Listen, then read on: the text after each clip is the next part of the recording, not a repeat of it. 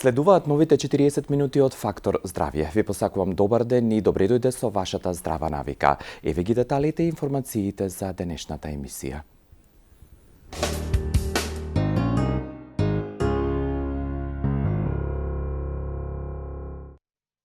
Многу истражувања и податоци кои што се достапни на глобалната мрежа укажуваат на фактот дека за жал во овие пандемиски услови групата на малигни болести е во постојан пораст. Тоа првенствено се однесува на разните органи и системи кои што ги зафаќаат оваа група на болести како водечка причина за смртност од групата на хронично незаразни болести. Вклучително кога зборуваме за малигните болести не се осамени, би рекол, или во пораст се токму жените и токму оние малигни болести кои што го зафаќаат урогениталниот тракт. Токму денеска во Фактор Здравје повторно ќе се навратиме на една ваква тема, но не за да ве исплашиме, туку би рекол уште повеќе да ве освестиме и во рана фаза или во ран стадиум, доколку имате одреден проблем, да побарате решение и третман на оваа група на малигни болести. Еве го представувањето на темата и гостинот со кој што и вие во продолжение исто така ќе може да комуницирате во Фактор Здравје.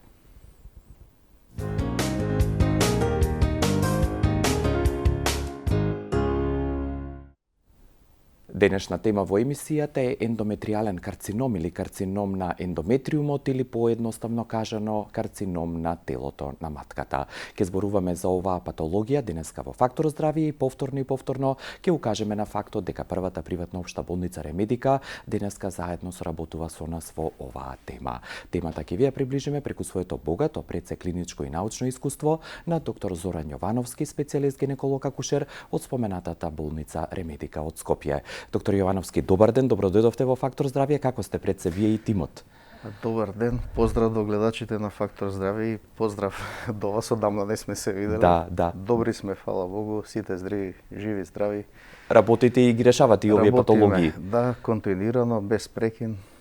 Да, и во овие пандемиски услови со запазување на сите процедури, работата си тече редовно. Да, ви благодарам што денеска сте во Фактор Здравје. Предлагам да ги видиме блокот реклами, пауза по која што ќе ја почнеме денешната тема, а подсетувам дека Ремедика ви стои на располагање на 022603 100 072 443 200 на глобалната мрежа на remedica.com.mk и конечно директно во нивните простори на булеварот 16 Македонска бригада, број 18 во населбата Железара во Скопје.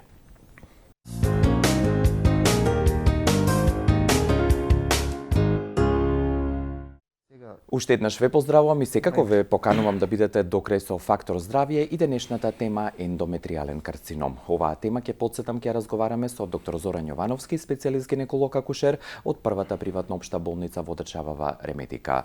Доктор Јовановски, колку оваа честа патологија е честа навистина во вашата клиничка пракса и пред да одговорите да објасниме всушност за какво заболување станува збор, од какви клетки се создадени овие? Сега да им појасниме на гледачите, да не ги мешаат, нели, рак на телото на матката, ние што го викаме ендометриален карцином, потекнува од лигавицата на матката, од местото кај што жените добиваат менструација. Да, обично често се меша со рак на грло на матка, кој што потекнува од грлото на матка, тоа се анатомски два различни органи. И различни болести. Различни болести со различен тек и сето тоа. Ракот на телото на матка, отприлика од вкупните карциноми кај жени што се јават, отприлика од 6 до 7% се јават вкупниот број на карциноми кај жени што се јават. Меѓутоа, рак на тело на матка е најчест карцином на женски полови органи. И многу ретко се јавува пред 40 годишна возраст, отприлика 5% можеби да се најде. Најчесто се јавува на возраст од 50 до 65 години, значи кога жената е во менопауза веќе. Има основни два типа на овој карцином на тело на матка. Едниот потекнува од клетки кои што се естроген зависни и тие се со подобра прогноза, порано се откриваат и подобро се лечат, додека вториот е потекнува од клетки кои што не се зависни од естрогени и имаат многу полоша прогноза. Она што е важно да се земе во предвид, рековте, лигавицата или таа внатрешна обвивка на матката, зборуваме, тоа е тој ендометриум. Да, лигавицата од внатре од матката. Да. Прашањето ми беше да кажавте колку е често и кои се типовите, кои се причините зошто кај жените во менопаузата, рековте, или кои што завршиле со својата репродукција, се јавува овој карцином? Значи, зошто се јавува овој ендометриален карцином? Од досегашните испитувања, значи, Ризик фактори за појава на овој тип на карцином е неопонирано дејство на естрогенот кај жени, дали од внатрешно или надворешно потекло. И најчесто ризик фактори за појава на овој рак на тело на матка се дебелина, шеќерна болест, притисок и одредени тумори кои што лачат исклучиво естрогени, а нема прогестерон. Значи тоа се тие Често се јавува исто почесто кај жени што имале синдром на полицистични јајници, затоа што имаат често ановулаторни циклуси и имаат исклучиво естрогенно дејство и затоа се под зголемен ризик. Исто така се пронашло дека почесто се јавува кај жени кои што немаат раѓано, значи кои што немале потомство. Зошто се случува тоа? Естрогенот е хормон кој што го поттикнува растот, попросто објаснето, на клетките на ендометриумот, а прогестеронот е тој кој што го спречува растот и го атрофира ендометриумот. Кога има продолжено, во колизија на некој начин кога има продолжено неопонирано дејство на естрогенот и тоа хронично се случува во текот на повише години, почнуваат клетките да се делат и станува хиперплазија. Ние имаме преканцерозија на телото, на грлото, на телото на матката, на ендометриумот и хиперплазија. Се задебелува, значи. Да, имаме хиперплазија за дебелување обична, имаме комплексна хиперплазија, потоа имаме обична хиперплазија со атипични клетки, значи ненормални клетки, и комплексна хиперплазија со атипични клетки. И што е интересно за матката како орган, таа има за цел, нели, да го износи плодот, односно бебето, во текот на тие 40 гестацијски недели.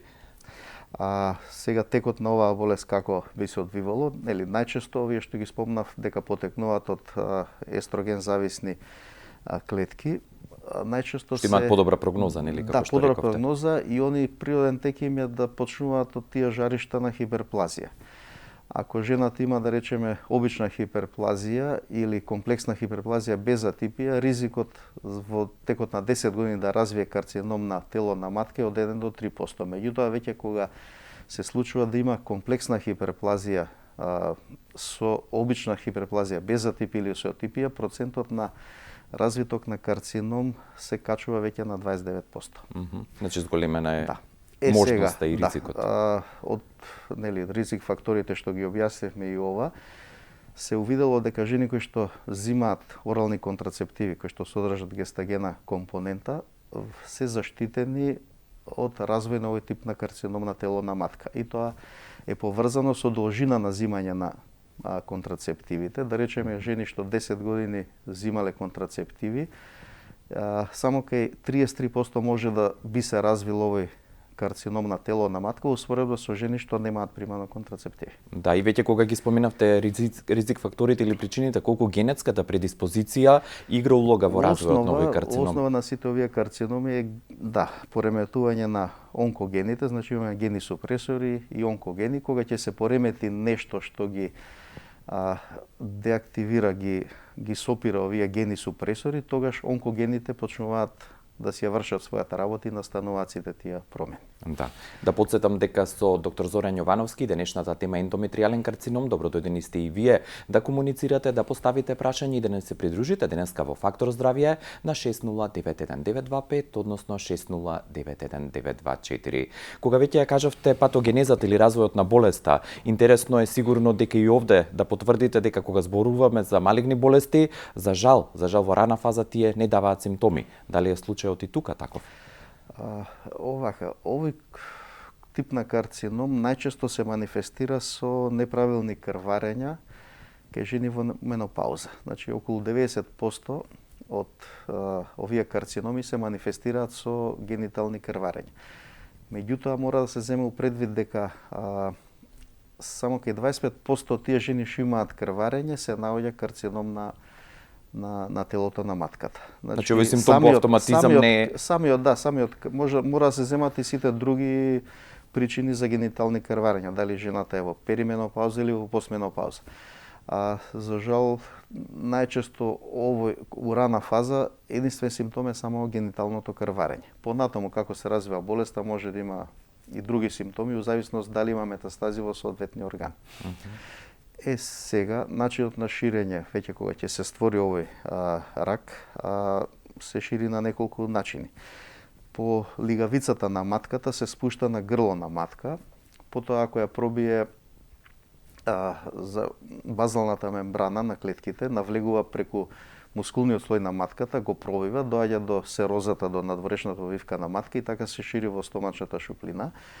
По лимфните каналчиња дава метастази во регионалните лимфни жлезди, во жлездите на малата карлица, некогаш жлездите околу аортата, таа големиот крвен сад. Директно преку тубите може парчиња од карциномот да излезат во мала карлица, па да ја зафатат и тубата, јајникот, а преку крвта се шири и дава метастази во бели дробови, во црн дроб и во коските. Значи буквално до секој дел или систем може да стигне до телото. Ме интересира за овие далечни метастази што рековте или начини на ширење. Колку време треба, дали е овој прогресирачки или има бавен тек оваа болест? Вака се. Какви се вашите искуства? Ширењето на болеста зависи од тоа во кој стадиум е, нели, откриено заболување. Тоа мислев со дијагнозата да го зборуваме, но еве, убаво, да. Дијагнозата е, ќе почнеме со дијагнозата, па ќе поминеме. Се вратиме. Дијагнозата најчесто, мислам, кога ќе доаѓа жена со генитално крварење, се прават одредени испитувања да се види што е причината. Го користиме вагиналниот ултразвук да видиме дебелината на лигавицата на матка, дали има патолошка васкуларизација, дали е жената у перименопауза, дали е во менопауза, дали е во постменопауза. И доколку најдеме нешто сомнително, златен стандард за дијагностицирање на овој тип на карцином е фракционирана експлоративна киретажа. Значи се прави киретажа на цервикален канал и се прави киретажа на шуплината на матка. Тоа што ќе го извадиме, го праќаме за хистопатолошка анализа и оттаму ни доаѓа резултат што се случува, дали е хиперплазија, дали е обична, дали е комплексна, дали има атипија, нема атипија или е ендометриален карцином. После тоа се следува, нели, терапијата и лечењето. Меѓутоа, тоа што го прашавте претходно, се зависи од стадиумот на болеста.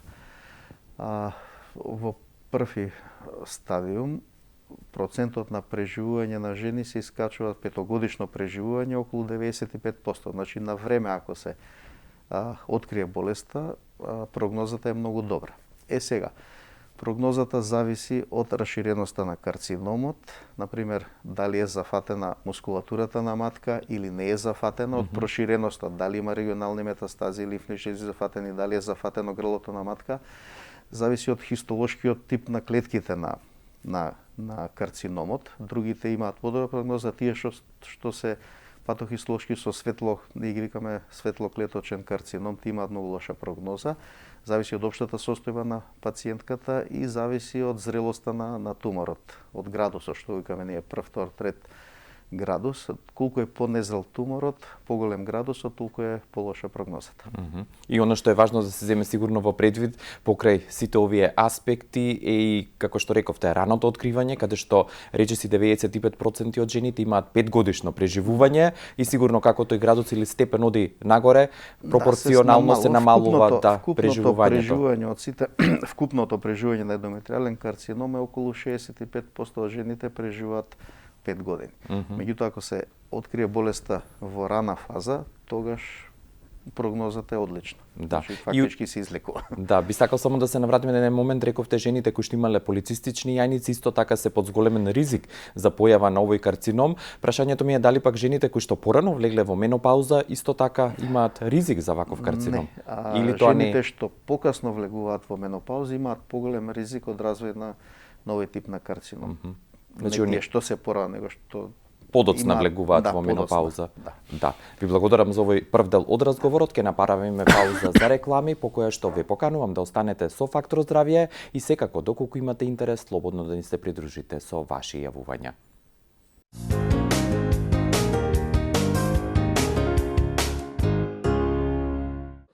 Продолжуваме денеска со Фактор здравје и темата ендометриален карцином или карцином на телото на матката. Уште еднаш подсетувам дека на 6091-924, односно 6091-925 ве очекуваме со ваши прашања, ваш интерес или доколку имате некоја дилема да биде разрешена. Ваши мои гостин подсетуваме доктор Зоран Јовановски, специјалист гинеколог акушер од првата приватна општа болница Ремедика од Скопје.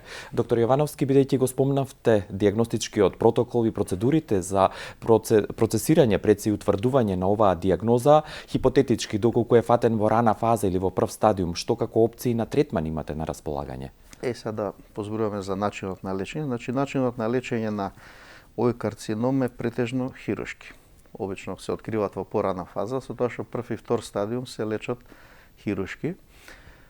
Начинот на лечење е да се направи хистеректомија, да се отстрани матката, јајниците, тубите и доколку има зголемени лимфни жлезди во мала карлица, се вадат и тие. Го вадиме и тој, ако има еден зголемен чвор, што се вика лимфен чвор чувар сентинел, и тој се вади и потоа се праќа препаратот на хистопатолошка анализа за уточнување на стадиумот на болеста.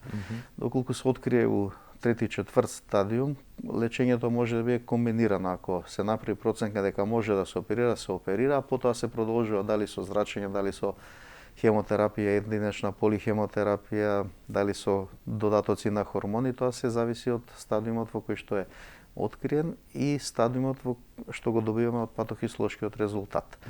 Првиот и вториот стадиум што се оперираат во последно време како стандард, некој полесен за пациентките и со добри резултати, е лапароскопската хистеректомија со отстранување евентуално на лимфни жлезди од мала карлица. Предностите се помалку болки, жената може другиот или по другиот ден да си оди дома. Значи тоа е минимално инвазивна хирургија, како што ја велите. А добиваме доволно, значи на тој начин се решава проблемот. А доколку се открие во покасна фаза, користиме магнет компјутер или далечни метастази, тогаш се може да се направи зрачење или полихемотерапија, па после накнадно се направи операција, се зависи од стадиумот во кој што е откриена болест. Да, рековте дека хирургијата е основа во однос на третманот и лечењето на овој ендометријален карцином. Кажете ми доколку повторно во рана фаза се открие, дали овие жени кои што се кандидати за операција или хируршки третман се ургентни, односно треба што побрзо да се оперираат или може да се почека? Каква е пожелно е штом се открие карциномот, пожелно е веднаш да се оперира. Нема потреба да се чека. Да се чека. Да. И уште еден аспект во однос на оваа патологија, рековте дека и жените кои што имаат диабетес мелитус или шеќерна болест исто така спаѓаат и се чести пациентки, колку оваа хронична болест може да биде контраиндицирана или само дополнително треба да ги мотивира за да го решат проблемот? Со редовни гинеколошки прегледи сите овие проблеми може да се откријат во рана фаза и да воопшто да не се плашат жените. Овој намерно ве прашав бидејќи крварењето, генитално. Да, имаме ние, секое крварење не е карцином. Доколку на ехо видиме нешто сомнително, тогаш се прави овие диагностички процедури што ги спомнав претходно. Меѓутоа со редовни гинеколошки прегледи сметам дека било кој проблем може на време да се открие у рана фаза, за на време и да се лечи и да се излечи. И кога зборуваме за операциите и хирургијата, што е ваш фах, би рекол и предизвик, колку се комплексни овие интервенции, хипотетички, колку време ве траат? Бидејќи секоја пациентка е посебна, но време траењето на операцијата зависи од самиот наод во тек на операција. Тука сега не може да се генерализира одредено време, дали ќе трае 1 сат, 2 сата, 3 сата, тоа зависи од интервенцијата. Не, зависи од наодот што ќе се најде моментот на операцијата. Да. И уште еден аспект, кога веќе ќе се заврши хируршката интервенција, рековте после ден или два пациентката е слободна, може да се движи, да ги изврши обврските, што доколку е потребно дополнително, рековте и хемотерапија, друг тип на стадиумот, на болеста, Кои параметри тоа го детерминираат? Значи, патохистолошкиот наод го одредува стадиумот на болеста, а врз основа на стадиумот на болеста и нуклеарниот градус се одредува, онкологот одредува кој тип на терапија ќе ја даде понатаму. Дали ќе биде само зрачење, дали ќе биде зрачење во комбинација со хемотерапија, дали ќе биде зрачење, хемотерапија или хормонска терапија, тоа се одредува од кога ќе добиеме патохистолошки наод со стейджинг на болеста, со стадиум на болест. На болест, да. А што е со оние пациентки кои што ненавремено, хипотетички повторно не е откриен карциномот, како таму оди? Кога хирургијата има приоритет или обратно, кога другите терапевтски модалитети? Пред операција се прават испитувања, тука ни се на располагање покрај ултразвукот, имаме магнетна резонанција, имаме компјутер, имаме комплет испитување да видиме колку е раширена болеста. Со тие исследувања може да видиме дали е пробиен мускул, дали има метастази во ливни жлезди, дали има оддалечни метастази и такви работи. Доколку има далечни метастази или во поголем стадиум, тогаш се упатува на онколог кој што ја одредува терапијата. Така да потоа и тоа се менаџира или После тоа може контролира. после завршен циклус да се направи проценка дали треба да се направи оперативен зафат или ќе се проложи со конзервативно лекување. Да подсетам дека за оваа тема и сето она што го работи Ремедика, првата приватна општа болница во државава, слободно можете да се упатите кај нив, да се советувате бесплатно и да закажете термин на remedica.com.mk, директно во просториите на 16-та Македонска бригада, број 18, булеварот во населбата Железара во Скопје, или на двата директни телефонски броеви 072 443 200 и 02 2603 100. Бидејќи овие пациентки ги имате, ги следите и ги контролирате, колку време после извршената хируршка интервенција треба да доаѓаат на контроли, што тие контроли значат? По завршена операција имаме стандард по протокол контрола кога се прави, после 1 месец од операција, после 4 месеци од операција, после 6 месеци од операција, зависи од што стадиум на болеста сме добиле. Понатаму ако е се во ред, еднаш годишно се прават тие испитувања и се следи дали има појава на рецидив на болеста локално на местото кај што е оперирано, дали има рецидиви во лимфни жлези, дали има подалечни метастази. У принцип, првите 5 години доколку не се појават рецидиви, се смета дека болеста е излечена. И се третираат како здрави личности после, овие пациентки што биле предходно. И понатаму си продолжуваат со редовни гинеколошки контроли. Кој што треба сигурно, доколку има рецидив повторно во рана фаза да го после откријат. После одлучуваме што ќе се прави. И би сакал да направиме една паралела со овој карцином, односно ендометриалниот карцином или ракот на телото на матката и плодноста, односно доколку се појави, ретко е рековте, но сепак постои можност кај жени кои што не раѓале. А сакаат тоа да го направат. Овој карцином многу ретко се јавува кај помлади жени од 40 години, како што спомна предходно. Сега, доколку се открие во порана возраст, а не е завршена репродукцијата и пациентката нормално сака да раѓа, третманот се изведува со високи дози, тоа важи и за тие хиперплазии што ја кажува, со високи дози на прогестеронски препарати. Се даваат одреден временски период, повторно се прави контрола, се прави биопсија на ендометриум и се следи до каде ова. Обично со тие високи дози на прогестеронски препарати се држи под контрола болеста, не се развива некојаш и тотална атрофија на лигавицата настанува, не се наоѓа траги на болеста. И се овозможува на пациентката да заврши со репродукција. Кога ќе заврши репродукцијата, се одлучува што понатаму, најчесто по завршено породување се прави отстранување на матката. И бидејќи за помлади пациенти што е многу ретко. Сигурно. А кај оние пациентки кои што рековте се во 5-та, односно 6-та декада од својот живот, кога ќе се направи хистеректомија, односно ќе се отстрани матката, дали понатаму во текот на животот примаат медикаментозна терапија или друг тип на третман? Се зависи од тегобите што ги имаат. За разлика од ова уверување, хормонодомесна терапија може да не биде многу корисна, доколку нема естрогени зависни рецептори во овој карцином за спречување на сите тие на остеопороза, на појава на дијабет, на појава на хипертензија и такви работи. Доколку немаат тегови, тогаш нема потреба да земаат ништо друго. Се смета дека се излечени.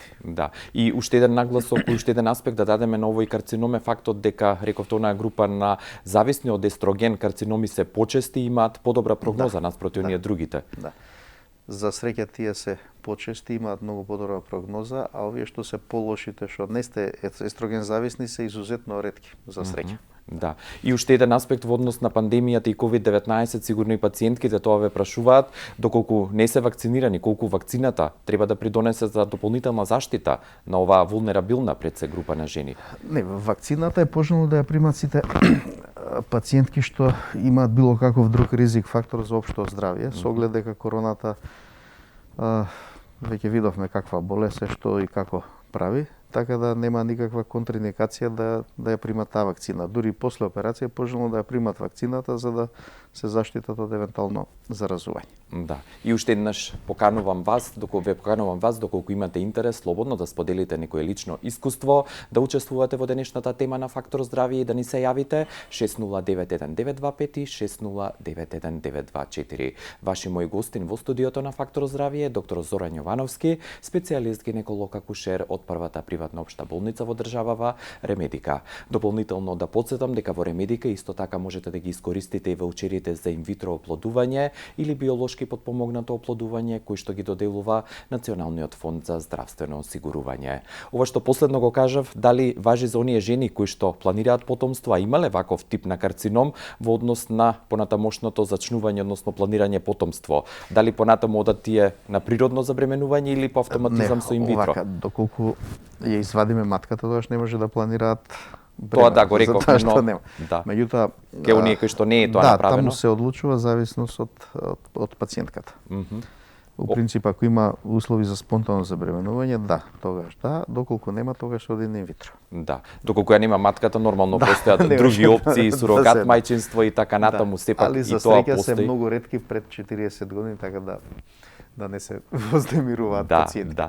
И уште еден аспект ќе го искористам вашето присуство и пред се стручност да прокоментираме за ракот или карциномот на грлото на матката, кој што рековте на почеток да нема забуни, овде зборуваме за телото на ендометриумот или матката, а кај ракот на грлото на матката зборуваме за оној испапчен или истурен дел кој што и на некој начин е видлив.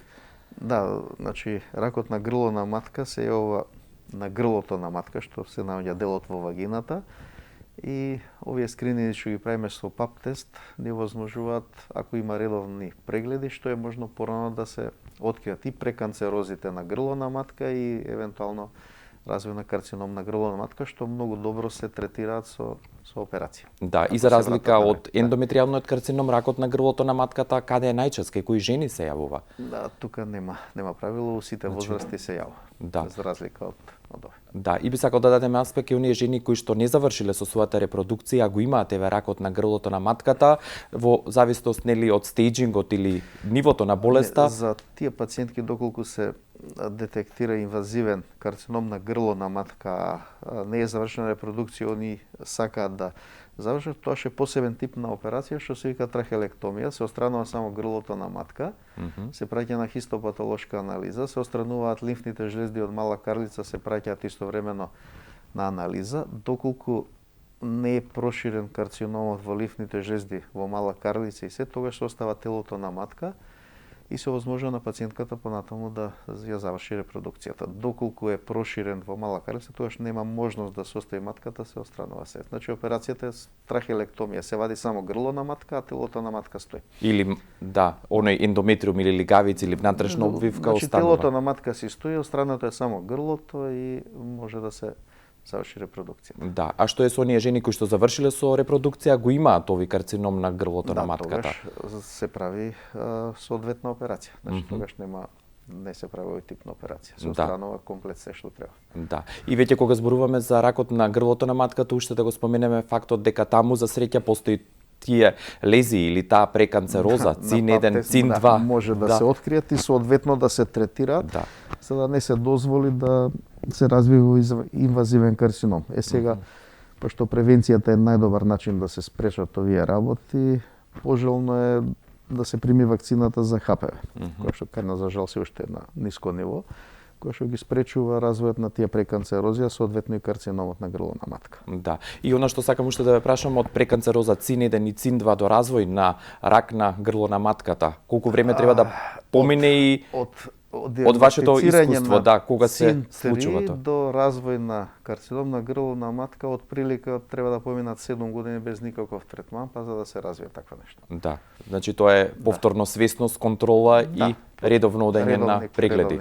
Тоа е реков, редовни гинеколошки прегледи овозможуваат на време да се детектираат сите овие болести. Да. И последното прашање во однос на карциномите, бидејќи го почнавме ендометриумот, ракот на грлото на матката, половите пред се урогениталниот тракт кај жената, кој што е многу чест во однос на овие малигни болести, која е повторно тенденцијата и по раката, освен редовното одење, дали некој тип на исхрана, некои активности кои што се штетни треба да се избегнуваат? Овака, пошто овој тип на карцином углавном се појавува, ќе направиме малку резиме од се тоа што го кажавме на кратко. Значи, ракот на грлото на матка се јавува од жаришта на задебелување и хиперплазија на лигавицата на матка, која што се задебелува по дејство, неопонирано дејство на естрогенот. симптомите на овој карцином најчесто се неправилни генитални крварења, мора да се открие точната причина. Доколку се открие, терапијата е оперативна, со оперативен зафат и редовните гинеколошки контроли ни овозможуваат или да се открие на време таа хиперплазија на задебелување на лигавицата на матката, или да се открие ракот во ран стадиум за да може да се направи успешен третман. Значи, редовните гинеколошки прегледи се исклучително важни за откривање и детектирање на овој тип на заболување. Да, и уште еднаш да ги охрабриме не само во Ремедика, туку и во целиот здравствен систем во државава, протоколите се почитуваат, мерките на предпазливост и жените, нели, да не седат доколку имаат еве одредено крварење, туку веднаш да побараат помош, да се исклучи. Само што спомнав, значи секој гинеколошки проблем на време да се диагностицира за да може да се преземе соодветна терапија. Да, овој намерно ве прашав бидејќи сигурно и во ваша пракса има жени кои што можеби завршиле со раѓање и го заборавиле својот гинеколог акушер. Да, пошто немаат проблеми, да а за жал повеќето карциноми немаат никакви симптоми, може да се откријат само со редовни прегледи. Со редовни прегледи. Да, и нормално пандемијава на корона не би требало да ги попречува жените да си ги прават редовните гинеколошки прегледи, затоа што сите прегледи се изведуваат согласно со сите протоколи, со заштитни средства, така да нема ризик ако дојде жената на редовен гинеколошки преглед. Да, и стравот нека биде во позадина, оно што треба да е нема потреба, примарно... ама никаква потреба да се плашат од нешто. Да, ви благодарам доктор Јовановски за вашето присуство, за сите овие корисни предси информации и ви посакувам секое добро до следното видување. Ви благодарам на пријатниот разговор. Се надевам ќе се видиме нареден пат за некој друга попријатна тема. Сигурно, но сепак верувам дека начинот на кој што презентиравме сепак не беше толку страшен. Потсетив, не за да ги исплашиме, туку да ги освестиме жените, редовно да ве посетат. Повторно би повторил дека овој тип на карцином има многу добра прогноза доколку се открие на време. Сигурно, ви благодарам уште еднаш и ви посакувам секое добро. Ова беше разговорот и гостувањето на доктор Зоран Јовановски, специјалист гинеколог акушер. Него и тимот во Ремедика можете да ги контактирате секојдневно на 02 2603 100 и 072 443 200. Ви благодарам за вниманието и пријатен ден до утре.